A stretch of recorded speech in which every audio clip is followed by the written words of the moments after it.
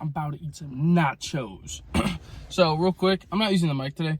Damn, everything left my mind. But today I'm going to Ethan's house. We're going to move some cars around. Not very much to do. I'm going to catch up on journaling, which is pissing me off because I have not been journaling, like, at all for the past week and a half. And I haven't even been writing very many thoughts in this thing.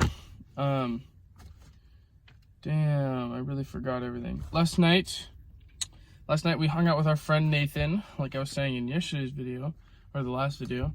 Damn, I really suck at being consistent with posting these things. But hung out with Nathan, went to the gym. We were gonna play basketball, and I feel like I understand what it was like to be a slave and like have the opposite race absolutely just looking at you like you're a piece of like what the fuck is this? Sorry for the language. But like we went into the basketball room and it was just like probably about 40 black guys, and they all just like immediately just turned and looked at us, and I was like, ooh, yeah, I don't belong here. And I don't even know how to play. So like Ethan, Frank, and I were like, bro, let's just go to the park near our house. There's lights. And then Nathan was like, nah, bro, I come here all the time. It's fine. And eventually we left, and which kind of sucked. Oh, but also before we went in, Ethan brought boxing gloves, and Nathan and Ethan fought. And like, cause like lately we just like it's really popping off. Like a lot of kids our age are just like starting fight clubs and like with like a couple hundred members, and so we just wanted to fight, and then Ethan and I fought, and like we have funny videos of them and stuff. And then we went to the park and played basketball, got kicked out, or little like the school next to the park. And then we went to the park and boxed. Ethan and I went ham on each other. He almost knocked me out at the end. My jaw right here feels like it's pushed way to the side, but it was kind of a sneaky hit. It was like we were done, and he threw one last one, and I was just standing there just completely still, and he just but at the same time I did the same thing to him in the last round. He just was like, okay, and I went boom right in the middle of his face, and I like hit his nose. But yeah, our faces and my teeth are all numb. It feels like I just went to the dentist. I love this. And it was like all of the boys were just fighting. Frank was the filmer and the dictator. What's it called? Not narrate, commentator, and he was doing great. It was hilarious. So that's that. And then I had a thought about something. It was important. I don't know, but I'm just basically not going to be filming very much today. I'm just going to be, or at least in the car ride, I'm going to be listening to a podcast of Tom Segura and Joe Rogan. And actually I was put on Tom Segura again because this girl I'm talking to, and like with these dating apps, there's just too many girls. It's like, it sounds cocky, but it's like, it's kind of nice because it's like I really get to pick which ones I like, and I get to see the personality, but it's just so many. It's too much of an abundance. It's distracting, and I don't really like it. So yeah, and I don't really like that dating app thing though. It's just so sad that like meeting people on a dating app, that's oh, yesterday at Leo's baseball game, like these two it was like some like affair thing, or like the divorce, and then like the new lady was over, and like there's like 5 fat ladies eating these Taki flavored seeds. Fat Mexicans, like that's just Santa Paula for you.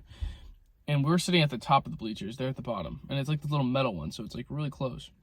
And some lady hops up in the middle, and she goes in the right corner, and she's like some dude's like new lady, and she's just sitting there. She's like this small skinny lady with a little dog, and then all the fat ladies turn one by one. They go, no, she's here, oh my fucking whore. And I'm like, what the fuck's going on? And then my dad goes, hey, not here, not with the kids. And basically the most immature, fully grown woman and even the grandma were like they threw a soda can unopened at the lady's head, and it exploded on her. And like then the grandma, my dad was separating them and keeping like just making sure nobody got like freaking stabbed, bro. And then like the grandma reached around my dad, grabbed her jacket, and started sliding her off the bleachers. And then the grandma was screaming like a fucking monkey who just got shot. Okay, that's kind of racist. Sounds racist, but I'm thinking like literally monkeys go like, ah, ah, ah, ah. Like the grandma was going crazy. Like she was like, "Pinche pendejo, you fucking whore!" And it was like, what the fuck? And then it was just like literally the baseball game stopped, and all the kids were just watching the moms just fight. and it was like a group of like 10 people, and all these ladies were just fighting and shit. And then the dude who is in the middle of it, like the affair or whatever, like he was just laughing the whole time. It was pretty funny. So yeah, it was sad though, because like I was like, how immature are you? And the mom, the one that was like with all the fat ladies, she was like, you ruined my son's baseball game. And I'm like, you literally started this fight by throwing a soda can at her face. So it's like the level of immaturity is crazy. So anyways, I've been pretty inconsistent with the gym. I don't know how I'm gonna eat this because my jaw hurts it hurts so bad. I feel like I just want to drink smoothies. I should probably go get chocolate milk. But this one girl was trying to exploit me for my money. She's like she knew that I had money, and so she's like, you trying to sell me money for Taco Bell? And I'm like, no, not at all. You fucking gold digger. So, anyways, I really wanted to share that thought I had. It was nice. The thought was actually, this is the next day, but the thought was actually, it's nice to have fantasies and like dreams and goals that are impossible to attain, or just like that will forever stay a dream. They don't get attained. Like the dream of being like a farmer, or like in the middle of nowhere, having your own ranch property, like fantasies of a certain lifestyle, and having those, because it's kind of nice to just have things that are just dreams and like that will never be attained. Because honestly, like when dreams get attained, like they're not what we think they are, and when reality sets in, you just see all the flaws, and it's like honestly disappointing. And it's like, it's really nice to have those like, oh, I could be, or whatever. Like there's some of those that I like to attain and some that I don't. So that's basically what I was saying. Like that's what I was thinking. It's just like, it's really nice to have dreams and fantasies of being a certain type of person and never being that, you know, because we only get one lifetime. And it's like, for me, I feel like I have the ideas and dreams and goals, and I guess fantasies. Fantasy is just the desire of the future, a certain outcome. And like I have enough for like 1,000 lifetimes, and so it's like, it's nice that some of those are going to be unsaid, undone, just sitting there. And it's kind of like how sometimes you're driving along a highway, or like in the middle, an interstate in the middle of nowhere, and you just feel like you're part of a movie, and then it's like a movie you're never gonna be able to watch, but that's life. That's the movie of life, and that's just beautiful to me. So it's nice to have those. All right, so Ethan finished the scooter. I almost said motorcycle. Hell yeah. So we straight piped it yesterday. Damn, that thing's hot. It's right for y'all. Yeah, and then yeah, here, give it a start. Let me get some grip tape for it, and I'm done.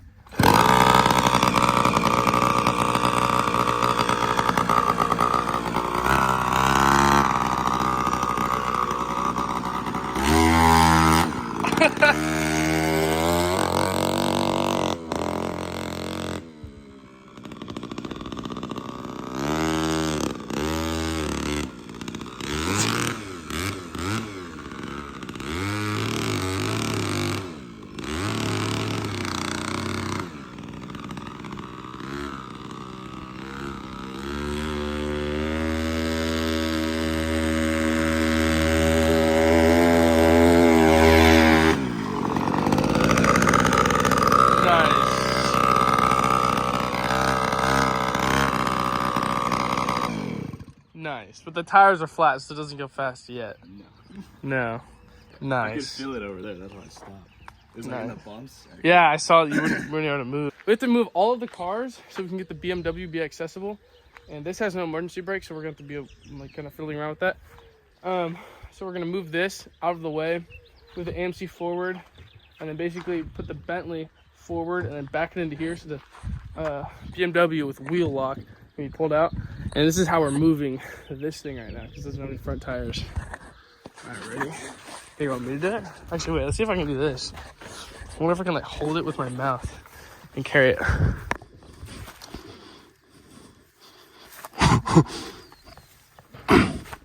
You got it? You got it? You got it? Okay, here, just...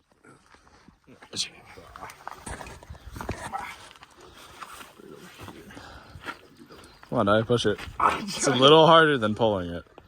Need some help, Daddy? No, I got it. Sure? All right.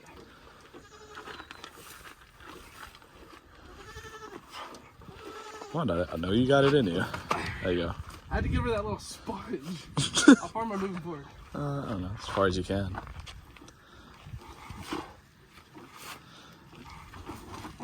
Perfect. Deadlift for farm boys. All right, thanks. Well, then we should pull it forward. Forward? Well, back a little bit. We can Move the. Yeah. Okay, you go. Okay.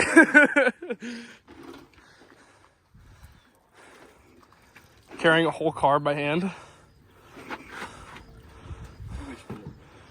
Don't touch my AMC now. Alright, that should be good to pass the tire, so we pull the AMC all the way up to the forward truck. And then we'll move this right there. Yeah. And we'll back up the AMC. Yeah. Hey, are we backing up the AMC? I think we should keep the AMC where the truck is. Or no. Fuck. Oh yeah, that's right. We're backing up the AMC right here. Yeah. Right? That way there's a whole passageway. Yeah. Okay, cool. All right, let's do this.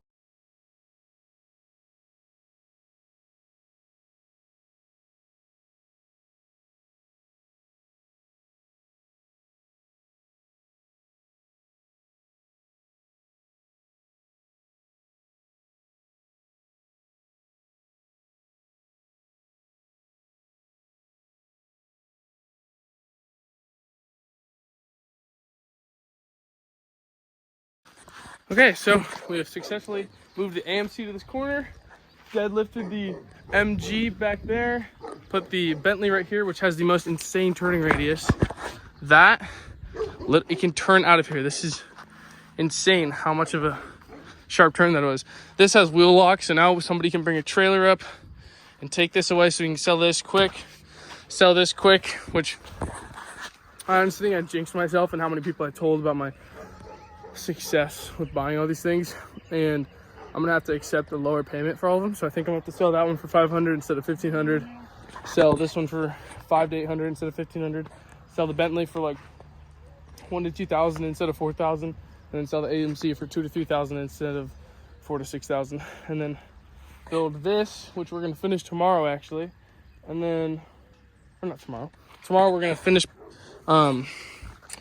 tomorrow we're gonna finish scrubbing all the rust off of this, repainting it so it's gonna look like this, and then we're gonna spot weld the panels on, and then start assembling it all, and basically have it done before May 7th when we leave for Hawaii.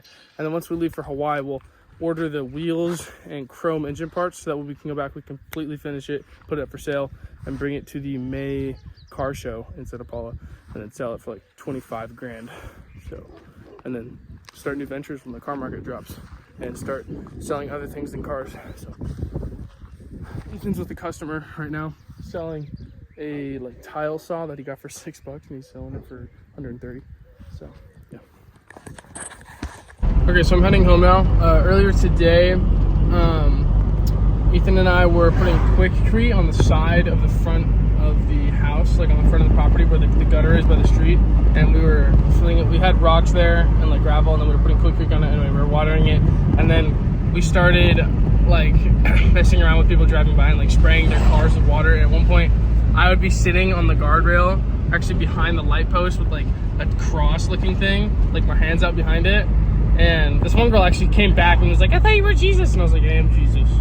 And then this one girl was looking at me, and then like Edith sprayed, and it got through the tiniest crack in her window, and she went, and it was freaking hilarious. And then wow, look at this beautiful countryside.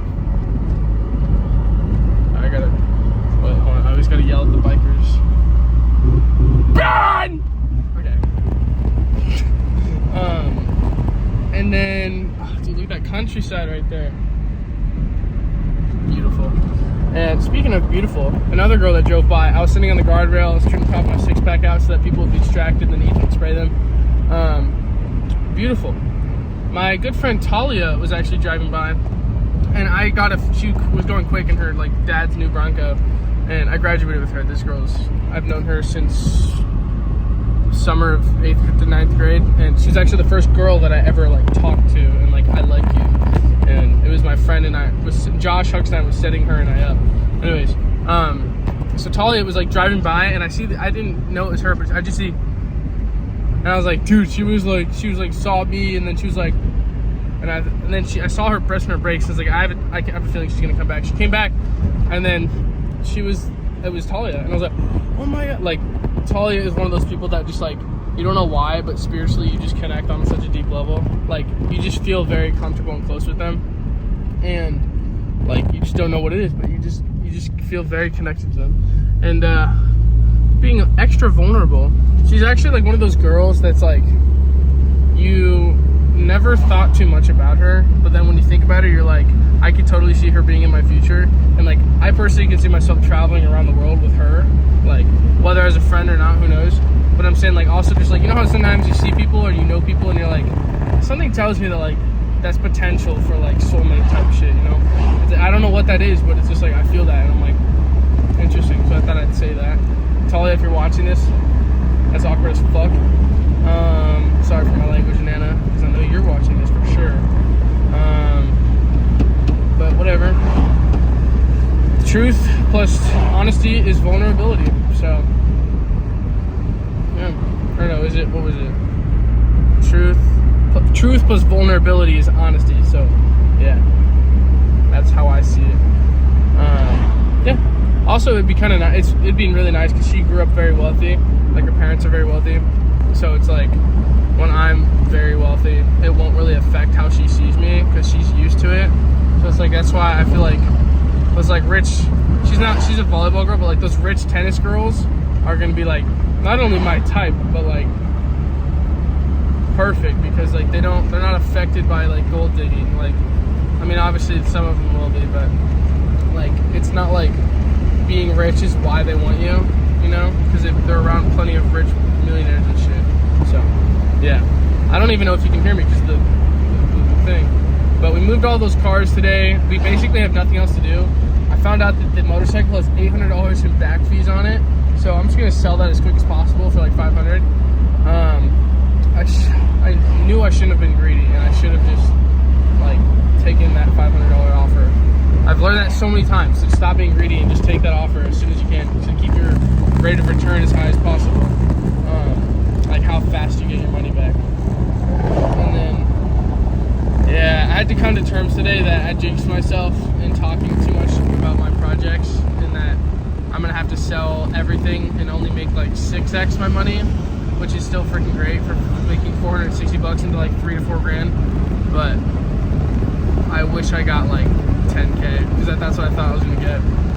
But whatever, it's okay. I can't wait to get to the level where I have like projects that are making me like a couple $100,000, you know.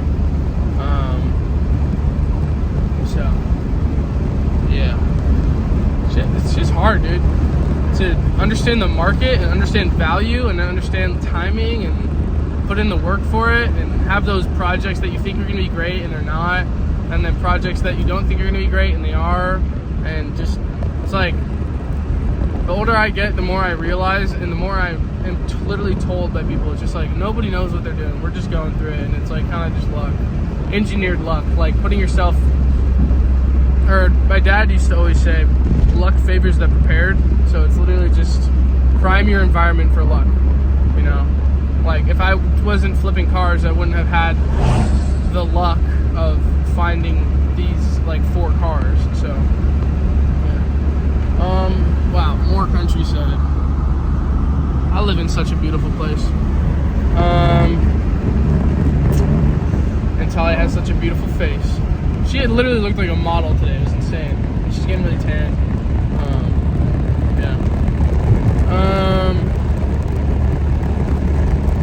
Yeah, she's definitely gonna see this because I know that somebody I know is gonna see this and send it to her. So that's okay. I had no problem with that.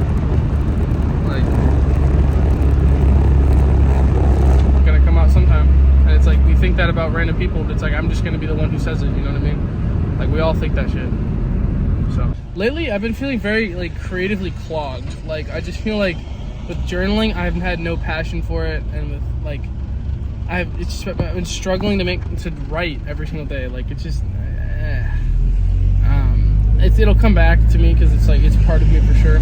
But like, I'm not playing any music. I'm not listening to much music. I think it's honestly just I have not been absorbing from different like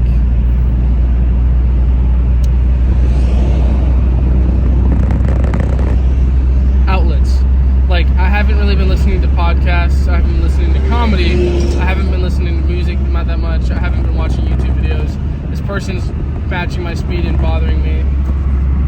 Never mind, I went back. Yeah, whatever.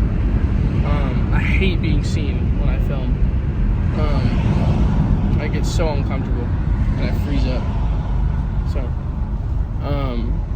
what else? I don't know. I feel like I'm limiting myself a lot. I hate saying I wish, but I want to draw and paint, but I never feel the passion to just do it. Like, it's kind of like I want to be rich and famous, not really doing much for it. Well, I mean, I am, but it's like an iceberg. It's like most of it's underneath. You can't see it yet. Yeah, I feel very creatively clogged. And it's the first time I've really felt this, because like since I started journaling over a year ago, like there hasn't been like a single day where it's like, there were some days where I couldn't journal, but the next day I filled up for it. But now it's just like I don't even like want to catch up. I'm just like summarizing everything, and I'm not writing fine details, and I'm not writing in my notes. I don't know. Maybe it's just I don't know. A lot of things are changing. A lot of habits and environments. So anyways, with that, I'm gonna call it a night for now. And seriously, have a great night. I love you, Nana. And anybody else who's still watching, you're creepy. Yeah. Okay, so I was just at the gym, and it was crazy. I saw so many guys from high school, and we were just talking about girls. And now that I've been talking to girls on like dating apps and re-talking to them, I'm like, oh my God, there's nothing to be scared of. So it's like I've been realizing that. And like we were talking about this girl, and this one girl like looked at me, and I was staring at her while I was doing like this like set, and I was just like, and then she goes, and then I was gonna do this shit, but she was talking to some guy, and I was like, I don't want to disrespect him. And she was staring at me while she was talking to a guy. I felt so bad. And then boo hoo, I'm the winner, bro. What you talking about? I got the bigger. Never mind. Anyway, right now I just saw a shooting star that like did not stop, and like everybody in the parking lot was like, yo, like it went from the top of the sky all the way down below the clouds, and the clouds started like low-key shining up a little bit, like a little dot moving through the clouds, like the fog. That was crazy. And then I started singing, I was like, if you wish upon a star. And then I pulled my knife out, and like my key knife, and I was like, your knife will come. Anyway, it was like, what the fuck, what the fuck? And then I met these two dudes in the sauna that were chill as hell. We were talking about mindset and shit, and like school and all that, and they were cool. And I just saw them, and they were like, yo, what the hell, to the thing. And then also these guys that went to my high school, I was talking to them about girls while I was working out with them a little bit. And then I was like, yo, look at this girl down there, downstairs. You could like see, there's like a balcony, and then you could see all the way like down the cardio area. This girl that was on the treadmill, oh my God, she was so fine. Oh, everything about her. She was like just skinny and like the perfect height. She had the most like petite body. Oh my God. And they were like, go ask for her number. And I was like, oh, I will. And I was like walking over, and I was like, oh fuck, oh shit. And then I was like, what did I say? I was like, hey, I hate to interrupt you. And I leaned on the thing, and then I was like, I put my arm on the thing, and I like got off it, and I was like, I'm so sorry to interrupt you, but I just thought you were fine. Like, I thought you were so fine. Like, what did I say? I think you're fine as fuck. What did I say? I was like stumbling my words. I was like, I think you're fine as fuck. Like, she's like, oh my gosh, thank you so much. I was like, what's your name? And she was like, Emmy. And I'm like, that's Frank's ex's name. But I was like, Emmy, nice to meet you. I just thought you were so gorgeous. I had to ask, like, can I get your number? And she's like, absolutely, yeah. And then I was like, yeah, oh my gosh, she's so fine. And I got her number. And then she gave me her number. And then like, I was writing it down on my notepad. She's like, oh, a little notepad. And I was like, yeah, I don't be really messing around with phones. Like, I'd just be writing, like in my notes. And my hand was shaking so much, and I was like, why am I shaking so much? I mean, I was just working out, and I had that gnarly ass pump. It was sick as hell. You should have seen it.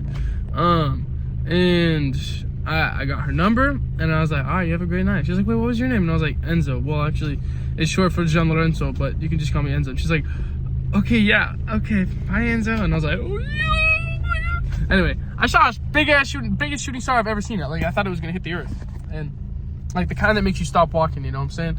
And what else happened since I last? I don't know. I think I'm not gonna make much money with my investments and stuff with the cars, but I'm trying to get out of cars quick.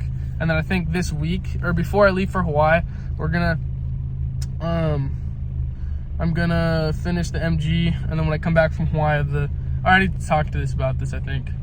Anyways, have a good night, great night, bye bye.